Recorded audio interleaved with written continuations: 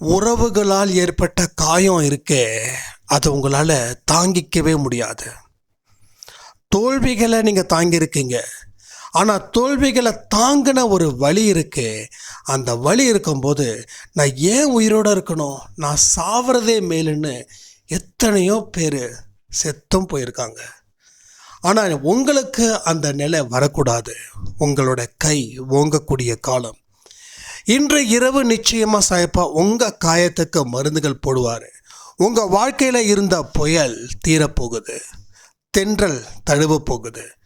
கோபம் வந்துச்சுன்னா ஒரே ஒரு விஷயத்தை மட்டும் செய்யுங்க, இதனால் உங்களுக்கு புண்ணியம் கிடைக்கும். நீங்கள் கோபத்தை அடக்க வேண்டாம், கோபப்படுங்க, எரிமலையாக இருங்க, செதறுங்க. ஆனால் இந்த ஒரு விஷயத்தை வச்சு மட்டும் இந்த விஷயத்தை செஞ்சிங்கன்னா உங்கள் கோபங்கள் குறையும், அன்பு அதிகரிக்கும். உங்களோட வாழ்க்கையில் ஒரு ஆழ்ந்த அமைதியும் ஒரு தென்றலையும் நீங்கள் அனுபவிப்பீர்கள். இந்த ஆடியோவை முழுக்க முழுக்க முழுக்க முழுக்க கேட்கணும். இதில் கேட்கக்கூடிய கமெண்ட்டுக்கு பதில் சொல்லணும், இந்த ஆடியோவுக்கு லைக் பண்ணணும். இது ரொம்ப ரொம்ப ரொம்ப ரொம்ப இம்பார்ட்டண்டான ஆடியோ. இதை கேட்குறவங்களுக்கு நிச்சயமாக வாழ்க்கையில் புது வழி பிறக்கும். ஓம் சாயிரா சாயிரா, ஓம் சாயிரா சாயிரா, ஓம் சாயிரா சாயிரா, அன்பே சாயிரா, பேரன்பே சாயிரா, அகிலம் தளிக்க ஆத்மா விழிக்க அனுதினம் சாயிரா, எங்கள் அன்பே சாயிரா. ஒன்றே இறைவன், ஒன்றே பூமிக்கென்றும் சாயிரா, சரணம் சாயிரா, நன்றே செய்து வாழ்வோம், நாம் ஒன்றே செய்து வாழ்வோம், அன்பே சாயிரா.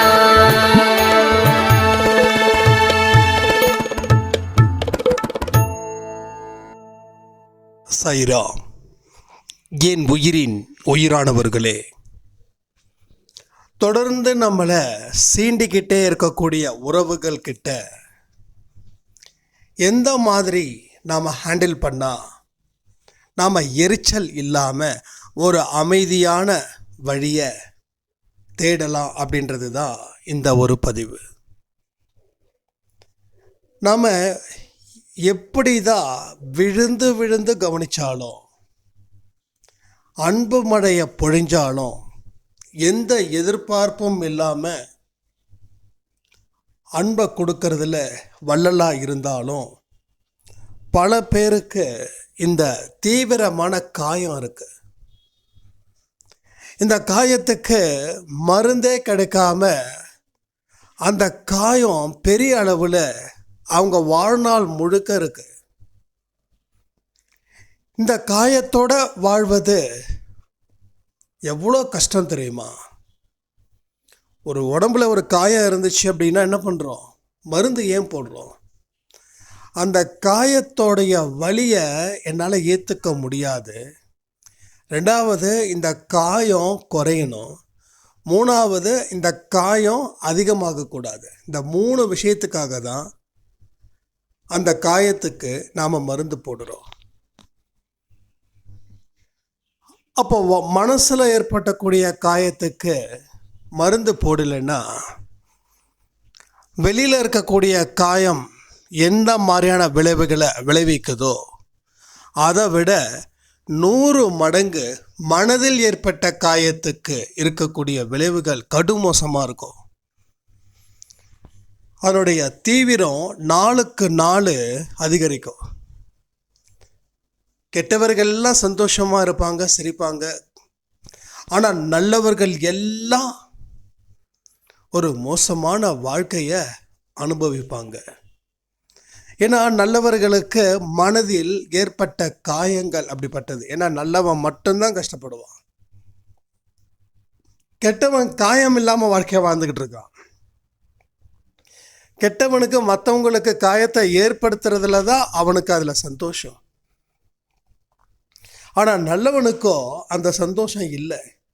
ஏன்னா கெட்டவன் ஏற்படுத்தின காயம் இருக்கே, அதுக்கு மருந்துகளே போட முடியாத ஒரு காயம். அதை மருந்தை நிச்சயமாக போடவே முடியாது. அப்போ மருந்து போட்டு அதை சரி பண்ணாதான் நம்ம வாழ்க்கையில் இருக்கிற நாளையாவது கொஞ்சம் சந்தோஷமாக இருக்க முடியும்ல.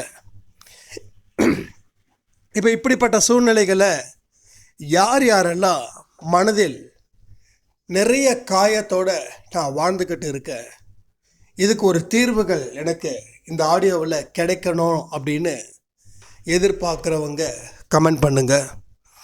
அதே போல் இந்த ஆடியோவில் நம்ம சொல்லியிருக்கக்கூடிய அத்தனை விஷயத்தையும் நான் செய்வேன் அப்படின்றதையும் பக்கத்தில் அந்த லைக் பட்டன் இருக்கு இல்லையா, அதையும் ப்ரெஸ் பண்ணிவிட்டு கண்டினியூ பண்ணுங்கள். ஏன்னா அந்த லைக் ரொம்ப இம்பார்ட்டன்ட்ங்க. எதுக்கு லைக்குன்னா, எஸ் அது அப்படியே கம்பீரமாக கொடுக்கணும். எப்படி கொடுக்கணும்? கம்பீரமாக கொடுக்கணும். இந்த மருந்துக்கு காயத்தை இந்த ஆடியோ பதிவு நிச்சயமாக கொடுக்குன்ற வெற்றிகரமான எண்ணத்தை வச்சுக்கிட்டு எப்படி நம்ம ஓட் பண்ணுறோம். ஓட் பண்ணும்போது இவன் தான் ஜெயிக்கிறான்றதுக்காக பண்ணல, இவர் வந்தால் நல்லது செய்வார்ன்றதுக்காக நம்ம பண்ணுறோம். அதே போல தான் இது ஓட் பண்ணுற மாதிரி, எஸ் நான் நம்பிக்கையோட இந்த ஆடியோவில் சொல்லக்கூடிய விஷயத்தை நான் செய்வேன், இந்த ஆடியோ எனக்கானது அப்படின்றவங்க மட்டும் லைக் பட்டன் ப்ரெஸ் பண்ணுங்கள். ஏன்னா ஒவ்வொரு செயல்களும் நீங்கள் செய்யும்போது அதற்கு உண்டான விளைவுகளை நம்ம சந்திப்போம். அப்போ இந்த ஆடியோ எனக்கானது, என் மனசில் இருக்கிற காயத்தை தீர்ப்பதற்கான ஆடியோ அப்படின்னு நீங்கள் கம்பீரமாக சொல்கிறீங்க இல்லை, சொல்லும்போதே அந்த காயத்துக்கு என்ன மருந்து அப்படின்றத நீங்கள் கண்டுபிடிச்சாச்சு. அடுத்தது அந்த லைக் பட்டனை அழுத்தும் போது கண்டுபிடிச்ச மருந்தை கண்டுபிடிச்சா மட்டும் போதுமா? அந்த மருந்தை சாப்பிடும்போது அதற்கு உண்டான பத்தியமும் ஒன்று இருக்கும்ல, அந்த பத்தியத்தை சாப்பிட்டாதான் அந்த மருந்து குணமாகும். இந்த சொரியாசிஸ்லாம் வருதுன்னு வச்சுக்கோங்க, இந்த கத்திரிக்காய், மீன், சிக்கன், மட்டன் இது எதுவுமே சாப்பிடாம உப்பு, காரம், புளிப்பு. ஆக்சுவலாக சிக்கன், மட்டன்லாம் ஏன் சாப்பிடக்கூடாதுன்னா அதில் கொடுக்கக்கூடிய கெமிக்கல்ஸ் இருக்குது பாருங்கள். இங்கே பாருங்கள், அன்பேசான்றது it's not only spiritual, it's health சம்மந்தப்பட்டது. எல்லாமே இதில் இருக்கும். அப்போ அந்த சிக்கன், மட்டன் சாப்பிடும்போது சேர்த்துக்கக்கூடிய மசாலா அதில் ஆயிலி ஜாஸ்தியாக இருக்கும், சால்ட்டு ஜாஸ்தி இருக்கும், காரம் ஜாஸ்தி இருக்கும். இது எல்லாமே சேர்ந்தால் என்ன ஆகுது? Side effect. உடம்புல ரத்தம் கெட்டு போச்சுன்னா உடம்புக்கு நோய் ஸ்டார்ட் ஆகுதுன்னு அர்த்தம். அப்போ அது ரத்தம் கெட்டு போகாமல் இருக்கணும், ரத்தம் சீராக இருக்கணும்னா 40ஸ்க்கு மேலே போகும்போது டயட்டு கண்டிப்பாக இருக்கணும். நோயே இல்லாமல் இருக்கிறவங்க கூட ப்ரிப்ரேஷனில் இருக்கணும், ஃபுட் ப்ரிப்ரேஷனில் கண்ணும் கருத்துமாக இருக்கணும். உடம்பை சரியாக வச்சுக்கிட்டாதான் வாழ்க்கையை வாழவே முடியும். உடம்பு கெட்டு போச்சு, மனசும் கெட்டு போச்சு. மனசும் கெட்டு போச்சு, நாமளும் கெட்டு போயிட்டோம். நாம் கெட்டு போனவொடனே ஊர் உலகமும் கெட்டு போச்சு. நீ என்ன பார்வையில் இந்த உலகத்தை பார்க்குறியோ அதுதான் இந்த உலகம்னு நீ 100% நம்பிடுவேன்னு சொல்லுவாங்க. கருப்பு கண்ணாடி போட்டு பார்த்தா எல்லாமே கருப்பாக தெரியுது, மஞ்சள் கண்ணாடி போட்டு பார்த்தா எல்லாமே மஞ்சளாக தெரியுது. கேட்டால் என் கண்ணு பிரச்சனை இல்லை, நீ போட்டு இருக்கிற கண்ணாடி பிரச்சனை. நீ வெள்ளை கண்ணாடியை போட்டுப்பாரு, பச்சையாக தெரியும், மஞ்சளாக தெரியும். ஆனால் வெள்ளை கண்ணாடிக்கு பதிலாக கருப்பு கண்ணாடி போட்டு பார்த்தா பச்சையும் கருப்பாக தான் தெரியும். ஸோ கண்ணு பிரச்சனை இல்லை, நீ போட்டு இருக்கிற கண்ணாடி பிரச்சனை. ஸோ மனசில் இருக்கக்கூடிய மனசு பிரச்சனை இல்லை, நீ மனசில் எந்த மாதிரி எண்ணங்களை வரவழைச்சி அதை நீ என்ஜாய் பண்ணுறியோ அதை பேஸ் பண்ணி தான் இந்த உலகத்தை நீ பார்க்குற. உலகத்தில் இருக்கிற மக்கள் இப்படிப்பட்டவர்கள்னு சொல்லி ஒரு ஒப்பீனியன் வைக்கிற, அதன்படி நீ வாடுற. நீயே கோடு போடுற, அந்த கோடு போட்டுற, நீயே ரோடு போடுற. அந்த ரோடை முடிக்காமல் போனால் தான் அந்த ரோடு. ஆனால் எல்லாமே பண்ணிவிட்டு கடைசியில் முட்டு சந்துக்குள்ளே போயிட்டா அந்த ரோடு யாரும் யூஸ் பண்ண மாட்டாங்க. அதுக்குள்ளே இருக்கிறவங்க மட்டும்தான் அந்த ரோட்டை யூஸ் பண்ணுவாங்க. நம்ம பறந்த ஒரு நெடுஞ்சாலை மாதிரி இருக்கணும். ஸோ முதலும் இல்லை, முடிவும் இல்லை. அந்த மாதிரி ஒரு வாழ்க்கையை தான் நாம் இன்றைக்கி இந்த ஆடியோ பதிவில் கேட்டு சுகமாக வாழ போகிறோம். நல்லா கேட்டுக்கோங்க, எப்படி சுகமாக வாழ போகிறோம். இந்த சுகம் அப்படின்ற ஒரு வார்த்தை கேட்கும்போதே நமக்குள்ளே ஒரு மனசில் ஒரு சந்தோஷம் கிடைக்கும். நீ சந்தோஷமாக, நான் சொல்கிறதெல்லாம் நீங்கள் ஜஸ்ட் கண்ணை மூடுங்க. கண்ணை மூடி நான் சொல்கிறத முழுக்க கேளுங்க. 2 நிமிஷம், ரொம்ப இம்பார்ட்டன்ட். நல்லா கேட்டுக்கோங்க, தெளிவாக கேட்டுக்கோங்க. இது சாயப்பாட வார்த்தைகளே தவிர என்னோட வார்த்தைகள் இல்லை. கேட்டுக்கோங்க, சொல்ல போகிற.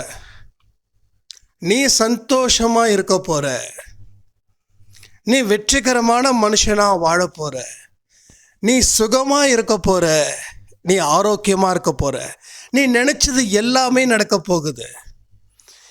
1000 எதிரிகள் வந்தாலும் தன்னந்தனியாக நின்று எதிர்த்து போராடி அந்த 1000 பேரையும் எதிர்த்து நீ வெற்றி பெற்று நீயே இந்த உலகத்தில் வீரன்.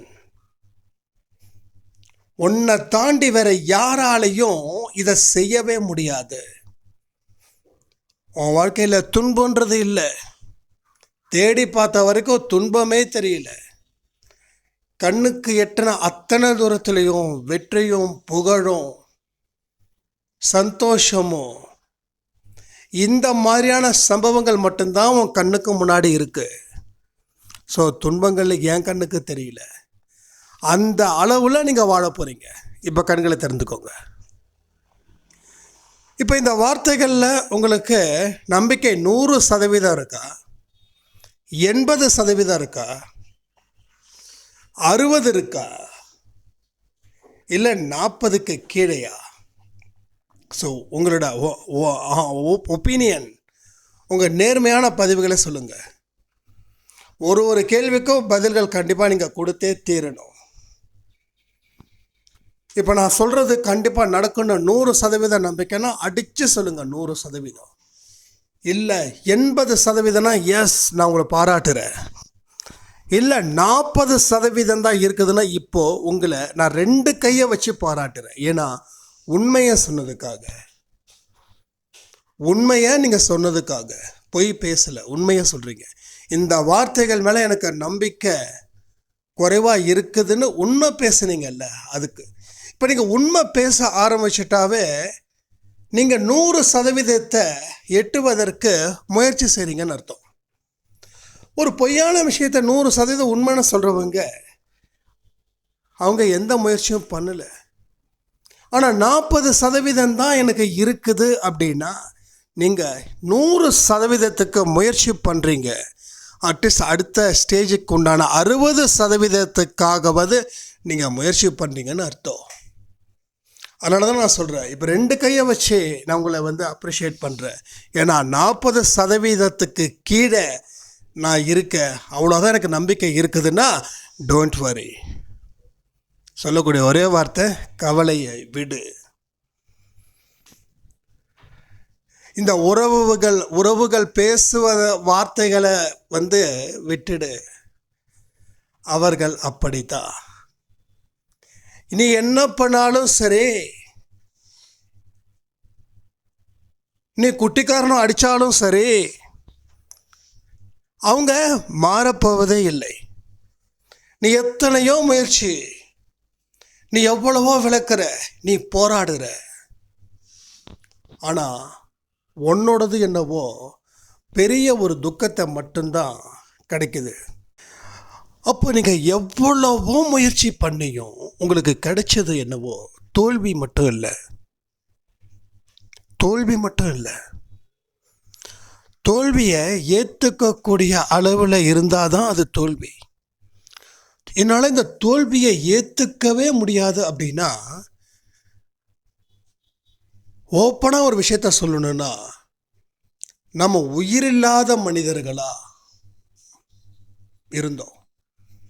இப்படிப்பட்ட வாழ்க்கையை வாழ்வதற்கு சாவதே மேல் அப்படின்ற ஒரு வழி அந்த இடத்துல உங்களுக்கு நிச்சயமாக இருந்திருக்கும். எத்தனை பேருக்கு இருந்திருக்கு? கமெண்ட் பண்ணுங்க. பாருங்க, அன்பே சாய் ஆடியோ என்றைக்குமே ஸ்லோவாக தான் இருக்கும். ஆனால் ஒரு வார்த்தைகளும் உங்கள் வாழ்க்கையில் மாற்ற வந்த ஒரு சக்தி வாய்ந்தது. அதனால் நான் என்ன இவ்வளோ கமெண்ட் கேட்குறாங்க அப்படின்னு நினைக்காதீங்க. நான் தேவையில்லாத இப்போல்லாம் இதெல்லாம் தேவையில்லாத விஷயங்கள் கமெண்ட் பண்ணுங்கன்றது அது உங்களுக்கு தேவையில்லாதது தோணும். ஆனால் எனக்கு அது தேவையானது. ஏன்னா நம்ம எல்லாருமே குழந்தைகள். ஒவ்வொரு இன்ஃபர்மேஷனும் நம்ம மனசில் தொடணுன்னா அதுக்கு ஒரு ஸ்ட்ராங்கான பாயிண்ட்டை தான் நான் சொல்லணும். 10 நிமிஷத்தில் ஆடியோ கொடுக்கறது பெரிய விஷயமே இல்லை. என்ன பண்ணணும், என்ன செய்யணும். ஆனால் இதை ஏன் செய்யணும், எதுக்கு செய்யணுன்றதுக்காக தான். ஸோ எத்தனை பேருக்கு நீங்கள் ப்ரூஃப் பண்ணி நீங்கள் தோற்று போகும்போது இப்படி வாழ்கிறதுக்கு உயிரில்லாத மனுஷனாகவே நான் வாழ்ந்திருக்கலாமே, செத்து போயிருக்கலாமே அப்படின்னு அந்த வலியை அனுபவித்தவங்க எத்தனை பேர் அன்பே சாயில் இருக்கீங்கன்றத கொஞ்சம் கமெண்ட் பண்ணுங்க. ஏன்னா வலி ரொம்ப பெருசு, தோல்வி பெருசு இல்லை, அந்த தோல்வி கொடுத்த வலி பெருசு. தோல்வியை எல்லாரும் ஏற்றுக்க முடியும். ஏன்னா எல்லா மனுஷங்களும் தோல்விகளால் வந்தவங்க தான். ஆனால் அந்த தோல்வியை விட வலி பெருசு இல்லை. அந்த வலியை வச்சு தான் இதுக்கு மேலே நான் வாழணுமா வேண்டாம், என் வாழ்க்கையை முடிச்சுக்கிறதுல நான் தீவிரமாக இருக்கேன், அதுதான் எனக்கு புத்திசாலித்தனமான ஒரு விஷயமும் கூட சொல்லி எத்தனையோ இறந்து போயும் இருக்காங்க தற்கொலை பண்ணி. அப்போது இந்த சொற்கள் ரொம்ப கடுமையாக இருக்கு. இந்த விமர்சனத்தை நான் தாங்கி தான் ஆகணுமா? என்னால் இதில் இருந்து வரவே முடியல. போன வருஷம் பேசின ஒவ்வொரு பேச்சுக்களும் என் மனசில் ஒரு பெரிய காயத்தை ஏற்படுத்தியிருக்கு. மறுபடியும் அந்த காயத்தில் அவங்க வேலை வச்சு குத்துனாங்கன்னா அந்த காயம் இன்னும் பெருசாகி என் மனசு ஃபுல்லாக ரத்தம் வெளியில் வந்து நிற்குது. அப்போது இந்த காயம் பெருசாகிக்கிட்டே போகுதே தவிர இது கொஞ்சம் கூட குறையல. எந்த இடத்துலையும் இந்த காயம் குறையவே இல்லை, அதிகரிச்சுக்கிட்டே இருக்குது. அப்போது அதிகரிக்கிறது நம்ம வாழ்க்கையில் நல்லதா இல்லை குறையிறது நல்லதா? யாருமே காயத்தை விரும்புறது இல்லை. நீ விரும்பலைன்றதுக்காக காயம் வராமல் இருக்கிறதும் இல்லை. காயம் வந்துடுச்சுன்னா மருந்து போடுறது எவ்வளோ பெரிய புத்திசாலித்தனமோ. ஆனால் மனசில் இருக்கிற காயத்துக்கு எத்தனையோ பேர் மருந்துகள் போட முயற்சி பண்ணுறாங்க. ஆனால் பல பேருக்கு அது கிடைக்கல. எத்தனையோ பேர் நான் அந்த கிளாஸ் அட்டன் பண்ணேன், இந்த கிளாஸ் அட்டன் பண்ணேன், 10 நாள் சாப்பாடு ஃப்ரீ, மொத்தமாக 10,000 டிஸ்கவுண்ட்டோட 7,500 எனக்கு கிளாஸ் நடத்துகிறாங்க காலையிலேருந்து மதியானம் வரைக்கும்.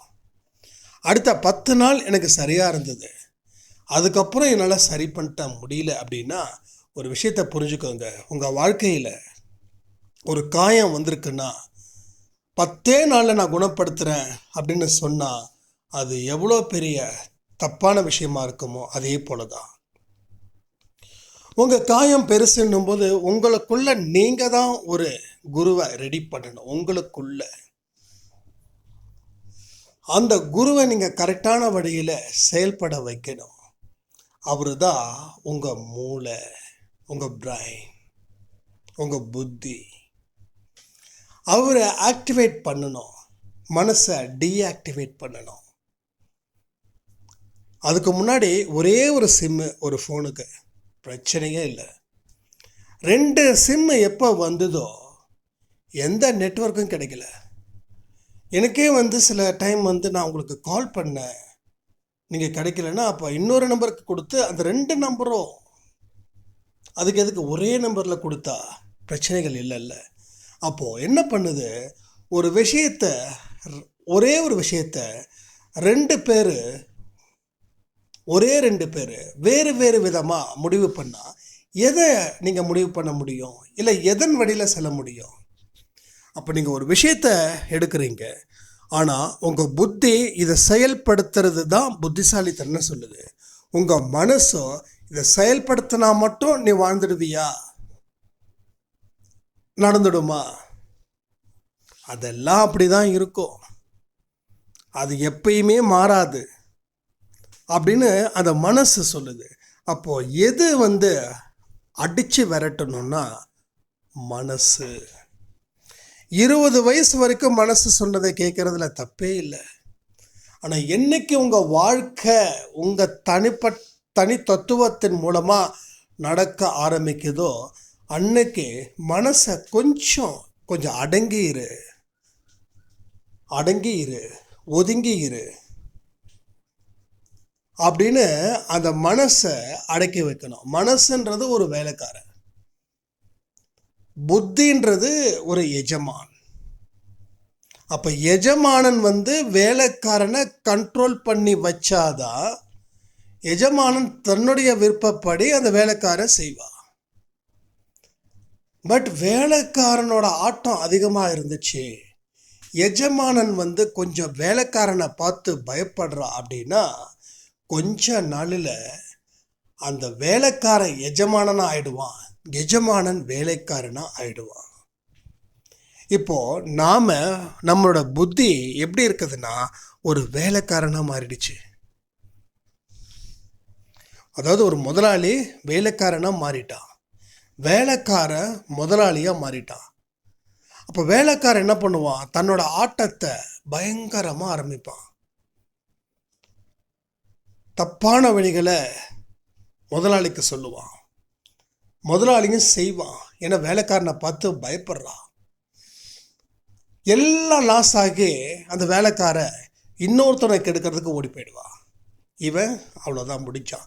அதே போல தான் இங்கேயும் நம்ம வாழ்க்கையிலையும் வாழ்ந்துக்கிட்டு இருக்கிறோம்.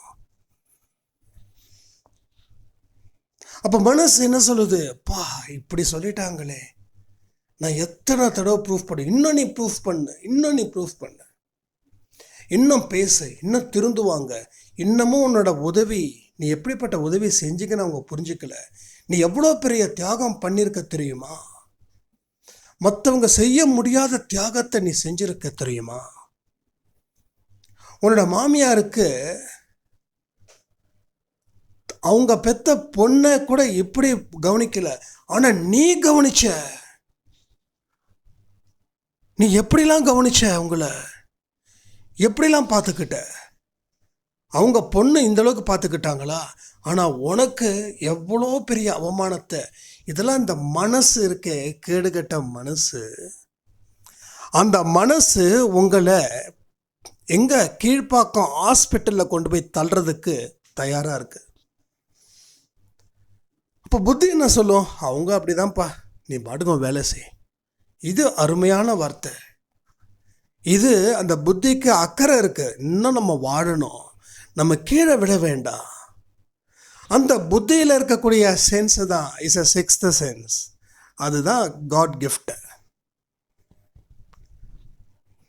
அந்த 6th சென்ஸ் எப்போ ஆக்டிவேட் ஆகுதோ அன்னைக்கு இந்த வேலைக்காரன் இவனுக்கு விஷயம் தெரிஞ்சிடுச்சு, இவனை இனிமேலும் ஏமாற்ற முடியாது, இவனோட மைண்டு ஃபுல்லாக ஆக்டிவ் ஆகிடுச்சு, இப்போ இவன் முன்னாடி போய் நின்னா இவன் நம்மளை எரிச்சிடுவான், அதனால் அவன் என்ன சொல்லுறானோ அதை கை கட்டி வாய்ப்பொத்தி கேட்கறது மட்டும்தான் இங்கே புத்திசாலித்தனம் அப்படின்னு அந்த வேலைக்கார நினைப்பான். புரியுதா உங்களுக்கு? இது வரைக்கும் என்னாச்சு? யார் உங்களை வழி நடத்தினா கமெண்ட் பண்ணுங்க. அப்போ இவன் உங்களை பார்த்து பயந்துட்டான் அப்படின்னா நீங்கள் வெற்றி. இல்லை அவங்க அப்படி சொல்லிட்டாங்க இப்படி சொல்லிட்டாங்கன்னா அந்த காயங்கள் அதிகரிச்சுக்கிட்டு தான் இருக்கும். ஸோ வேலைக்காரன் உங்களை வச்சு எவ்வளவுக்கு எவ்வளோ உங்களை சைக்கோ ஆக்கணுமோ அந்த மாதிரி சைக்கோவை ஆக்கிக்கிட்டே இருக்கான், தொடர்ந்து ஆக்குறான். நீங்களும் அவன் விரிச்ச வலையில் விழுந்துக்கிட்டே இருக்கீங்க. நீங்கள் துடிக்கிறத பார்த்து அவன் ரசிக்கிறா. உங்கள் ரத்தத்தை அவன் அணு அணுவாக குடிச்சிட்டு இருக்கான். உங்கள் ரத்தத்தை எப்படி அணு அணுவாக குடிக்கிறான்? உடம்புல இத்தனை லிட்டர்ஸ் தான் பிளட் இருக்குதுன்னா ஒரு நாளும் அந்த லிட்டர் குறைஞ்சிருச்சுன்னா என்ன ஆகும்? இல்லை உங்கள் ரத்தத்தில் ஒரு அசுத்தத்தை பாய்ச்சிறா.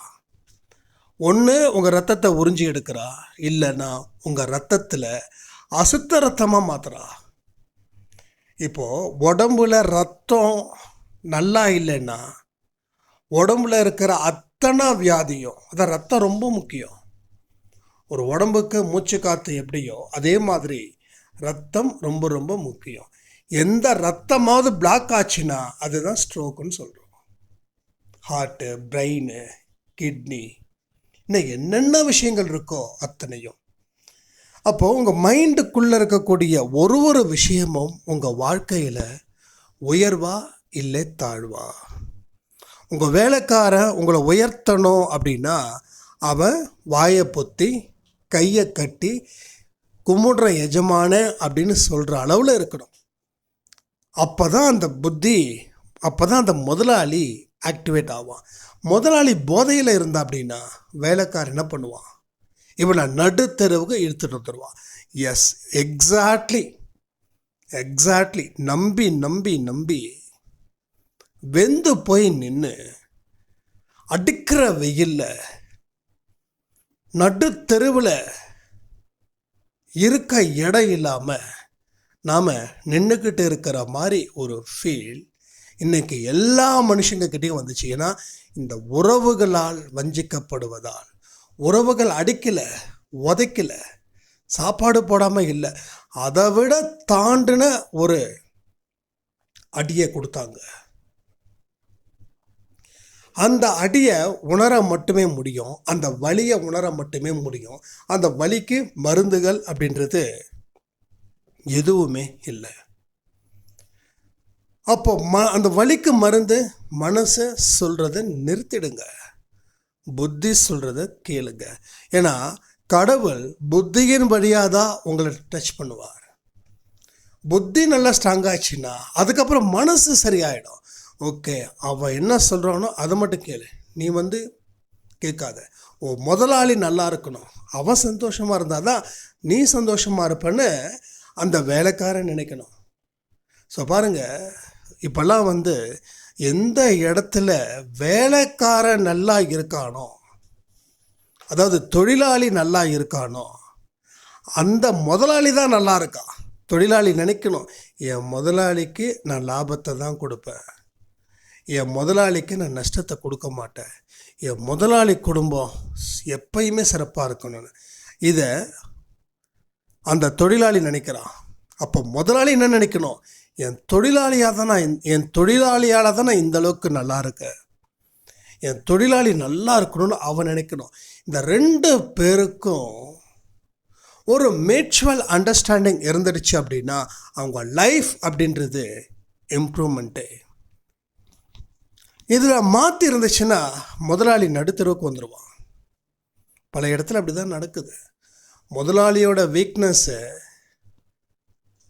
அங்கே இருக்கக்கூடிய தொழிலாளி பயன்படுத்தி அவனை அழிக்கிறா. ஸோ மனசும் அதான், உங்களோட ஒட்டுமொத்த வீக்னஸை பயன்படுத்தி உங்களை அழிக்க வந்த ஒரு விஷம். பாம்போட விஷத்தை விட மோசமான விஷம் மனசு கக்கிற விஷம். மனசு தொடர்ந்து புஷ்அப் பண்ணிக்கிட்டே இருக்கு. நீ அதிலிருந்து வெளியில் வராத. எதுலேருந்து? அவமானத்திலிருந்து வெளியில் வராத. உன்னை என்னென்னலாம் பேசுனாங்க, என்னென்னலாம் செஞ்சாங்க, நீ தயவு செய்து வெளியில் வராத. நீ யாருன்னு காட்டுன்னு சொல்லி மறுபடியும் ஒரு போதையில் இருக்கிறவங்கிட்ட நான் நல்லவன்னு பேசினா போதையில் இருக்கிறவ முட்டாளா, சொல்கிறவ முட்டாளா? அப்போ சொல்கிறவன் தானே முட்டாள். அப்போ அவன் போதையிலே இருக்கான் 24 மணி நேரமும். அவங்ககிட்ட என்ன பேச்சு? சரி, இப்போ இந்த காயத்துக்கு என்ன மருந்து? விஷயத்துக்கு வருவோம். ரொம்ப இம்பார்ட்டன்ட் இது, கொஞ்சம் கவனமாக கேளுங்க. நீங்கள் உங்கள் சொந்த பந்தத்துக்கிட்ட சில நேரத்தில் எரிமலையாகிறீங்க, வெடிச்சிடுறீங்க. அப்படியே இந்த வெடிக்கும் போது என்ன ஆகுது தெரியுமா? நீங்கள் சேர்த்து வச்ச பாவங்கள் இன்னமும் அதிகரிக்குது.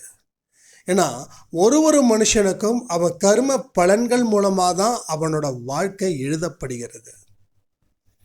அப்போது உனக்கு ஒரு புருஷன் சரியில்லை, மனைவி சரியில்லை, குழந்தை சரியில்லை, மாமனார் சரியில்லை, வேலை இல்லை, கடன் அப்படின்னா நீ என்னமோ போன ஜென்மத்தில் போட்ட ஆட்டம் இருக்கே, அது சொல்ல முடியாத அளவுக்கு ஆட்டம். ஏதோ ஒரு மூவியில் ஒரு இருக்கு, ஆடாதடா ஆடாதடா மனிதா அப்படின்னு. அந்த சாங் எனக்கு ரொம்ப பிடிக்கும். அந்த சாங்கெல்லாம் கேட்டாவே அதை விடுங்க, அதை விட நம்ம சாய்பாவோட சாங்கு உன்னை கேட்டுப்பார் நீ யாருன்ற அந்த ஒரு சாங்கை போதும். எப்போல்லாம் நம்ம தப்பு செய்கிறோமோ, எப்போல்லாம் நம்ம ஆட்டம் போடுறோமோ, எப்போல்லாம் நம்ம ஏமாத்துறோமோ, அந்த சாங்கை கண்களை மூடி கேளுங்க. சாரி, எப்போல்லாம் நீங்கள் அவமானப்படுறீங்களோ, தோல்வி அடைகிறீங்களோ, எப்போ மற்றவர்கள் உங்களை கேவலமாக நடத்துகிறாங்களோ, அப்பையும் அந்த சாங்கை கேளுங்க. உன்னை கேட்டுப்பார் நீ யாருட்டு. இது எல்லாருக்கும் இந்த சாங் தெரியும். லைவில் கூட விமலாமா அடிக்கடி கேட்பாங்க, தம்பி ஒரே சாங், சாய் சந்தோஷ் ஒரு சாங், சாய் விஷ்ணு ஒரு சாங். எஸ், அப்போ எனக்கு வரது எடுத்தது அதுதான். நான் அதனால தான் இது திரும்பி திரும்பி இதே பாட்டை பாடிட்டு இருக்கவே அப்படின்னு. ஏன்னா மனசில் நிறைஞ்ச பாட்டு. நான் எப்பெல்லாம் அவமானப்படுறேனோ, எப்பெல்லாம் நான் தப்பு பண்ணுறேனோ, அப்போல்லாம் அந்த சாங்கை கேட்டு தான் எனக்கு அது மருந்தாக்குது. அப்போது அவமானப்படும் போதும் நீ ஆடுன, அதுக்கு உண்டானது தான் இங்கே நான் கொடுத்துருக்கேன். அதனால் மற்றவங்களை தப்பு குறை சொல்லாத, நீ ப்ரூவ் பண்ணணும்னு நினைக்காத. இதையும் தாண்டி ஒரு விஷயந்தான் இப்போ சொல்ல போகிறேன். அப்போ நீங்கள் எதிர்த்து பேசும்போது உங்கள் பாவங்கள் அதிகரிக்குது. ஐயோ, நம்ம இவ்வளோ தூரம் பேசிட்டோமேன்னு சொல்லி உங்கள் சொற்களை மறுபடியும் எடுக்க முடியுமா? ஒன்றும் இல்லை, அரிசி சிந்திடுச்சிங்க, கோதுமை சிந்திடுச்சு, ஏன் கடுகு கூட சிந்திடுச்சு. சிந்தினதை அள்ள முடியுமா, அள்ள முடியாதா? ஒரு நல்ல விளக்குமாரை வச்சு நம்ம அல்லலாம் இல்லையா? எல்லாத்தையும் ஒன்றா கூட்டி ஒரு இடத்துல அல்லலாம். 1 2 போயிட்டு போகுது. ஆனால் நீங்கள் பேசின வார்த்தை இருக்கே, அதை எதனால் அள்ள முடியும்? அள்ள முடியுமா? ஒரு கடுகை கூட அல்லலாம், இல்லை கடுகை விட இன்னும் சின்னதாக ஏதாவது இருந்தால் கூட அல்லலாம். ஒரு திருகாணியை கூட சல்லடை போட்டு தேடலாம், கிடைச்சிடும். ஆனால் நீங்கள் பேசின வார்த்தை இருக்கு இல்லையா, அது எந்த காரணத்துலேயும் அள்ளவே முடியாது. ஒரு நதியில் தண்ணி வருது, அந்த தண்ணியை அதே தண்ணியை நம்ம எடுக்க முடியாது. ஏன்னா அந்த தண்ணி உங்களை விட்டுட்டு போயிடுச்சு, அது எங்கேயோ கலந்துடுச்சு. அதுக்கு பின்னாடி வர தண்ணியை தான் அள்ள முடியும். அதே மாதிரி தான் நீங்கள் பேசின பேச்சுக்கள் எதையுமே அள்ள முடியாது. ஒரு இடத்துல கூட அள்ளவே முடியாது. எங்கே உங்கள் வாயிலிருந்து ஒரு வார்த்தை வந்தாலும் அதை திருப்பி எடுக்கவே முடியாது. அதனால் வார்த்தையில் கவனமாக இருக்கணும், வார்த்தைகளை கவனத்தோடு இருக்கணும். அப்போ வார்த்தைகள் எப்படி பிறக்குதுன்னா எண்ணங்கள் மூலமாக தான் பிறக்குது. எண்ணங்கள் எப்படிப்பட்டதோ அப்படி தான் உன் வார்த்தை, உன் வார்த்தை எப்படிப்பட்டதோ அதான் உன் செயல், உன் செயல் எப்படிப்பட்டதோ அதான் உன் வாழ்க்கை. இதாங்க வாழ்க்கை. அப்போது சாய்ப்பா ஒரு விஷயத்த சொல்லியிருக்காரு. என்ன சொல்லியிருக்காருன்னா, கோபத்தை என் மீது காட்டு. அதாவது நான் நினச்சதெல்லாம் நீ கொடுக்கலையே, அந்த கோபத்தில் இல்லை. உனக்கு யார் மேலே கோபம்? உன் புள்ள மேலே கோபமா? உன் பிள்ளைகிட்ட சண்டை போடாத, அவன் தாங்க மாட்டான். ஐயோ, நம்ம அப்பா இப்படி சொல்லிட்டாங்களே, நம்ம அப்பா இப்படி சொல்லிட்டாங்களே, அவன் தாங்க மாட்டான். நீ தொடர்ந்து அவனை திட்டிக்கிட்டே இருந்தா அவன் என்னைக்காவது ஒரு நாள் வீட்டை விட்டு ஓடிடுவான். இல்லை தப்பான முடிவு எடுத்துப்பான். அப்போ உன்னோட பிள்ளைகிட்ட கோவத்தை காட்ட முடியலன்னா நீ வெடிச்சு போயிடுவ. ஆனால் உன் பிள்ளைகிட்ட கோவத்தை காட்டினா உன் பிள்ளை வெடிச்சு போயிடுவான். அப்போ ஏதோ ஒரு லாஸ் உனக்கு வரதான் போகுது. அப்போ இந்த 2 லாஸும் வரக்கூடாதுன்னா நீ தனி ரூமில் உட்காரு, சாயப்பா முன்னாடி நில்லு, நல்ல கத்து, நல்ல அழு. உன் பையனை பற்றி திட்டணுமா, அவர்கிட்ட கண்ணா பின்னான்னு திட்டு. எப்படி இருக்கான், அப்படி இருக்கான், சொல்ல பேச்சு கேட்க மாட்டேன்றா, அப்படி கத்து, எவ்வளோ விடாலும் கத்து. இப்போ உன் மனசில் இருக்கக்கூடிய வெறிய நீ அவர்கிட்ட கொட்டிட்ட. கொட்டினதுக்கப்புறம் அழுவ, அழுததுக்கப்புறம் அமைதியானதுக்கப்புறம் தியானம் பண்ணுவேன். தியானம் பண்ணதுக்கப்புறம் உன் பிள்ளைகிட்ட பேசுவேன். உன் பிள்ளை கேட்பான், என்னம்மா, சாரிம்மா, இந்த இப்போ வந்துக்கிட்டே இருக்கம்மா, உனக்கு பிடிச்சதை வாங்கிட்டு வருவான்னு. அவ்வளோதான், வாழ்க்கையில் வசந்தம் ஸ்டார்ட் ஆகிடுச்சு. இது நாள் வரைக்கும் அடித்த புயல் ஓஞ்சுது உன் குடும்பத்தில். இனி தென்றல் மட்டும்தான் உன் வீட்டுக்கு வரும். இனி உன் வாழ்க்கையில் இழந்ததே இல்லை.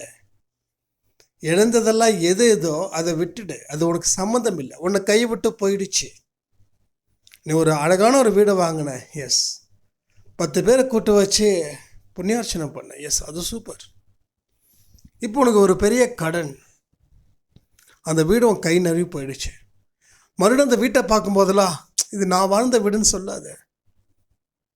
நீ சொன்னா வைத்தறிச்சல்ல அந்த வீட்டில் இருக்கிறவங்களுக்கு பிரச்சனையாகும். அப்போ நல்லா இருக்கணும் அவங்க சொல்லி வாழ்த்து. அந்த வீடை பார்க்கும்போதெல்லாம் நம்ம வீடு கைவிட்ட போச்சேன்னு கூட மனசில் கூட நினைக்காத, வாழ்த்து. நீ வாழ்த்துனா கடவுள் உன்னை வாழ்த்துவார். உன் வயிறில் புகைச்சல் வந்தாடுச்சுன்னா உன்னை சுற்றி இருக்கிறவங்களும் அது மாதிரி தான், அவங்க புகைச்சல்ல நீ சாம்பல் ஆகிடுவ. அதனால் இதையெல்லாம் முடிவு பண்ணி உங்கள் வாழ்க்கை பயணத்தை இனிமையாக்குவதற்கு சாயப்பா இன்றே உங்கள் வீட்டிற்கு வரட்டும். உங்கள் மனதில் ஏற்பட்ட குறைகளுக்கு, காயங்களுக்கு உண்டான மருந்துகளை தடவட்டோன்னு சொல்லி இந்த ஆடியோவை நான் முடிக்கிறேன். ஜெய் சாய்ரா.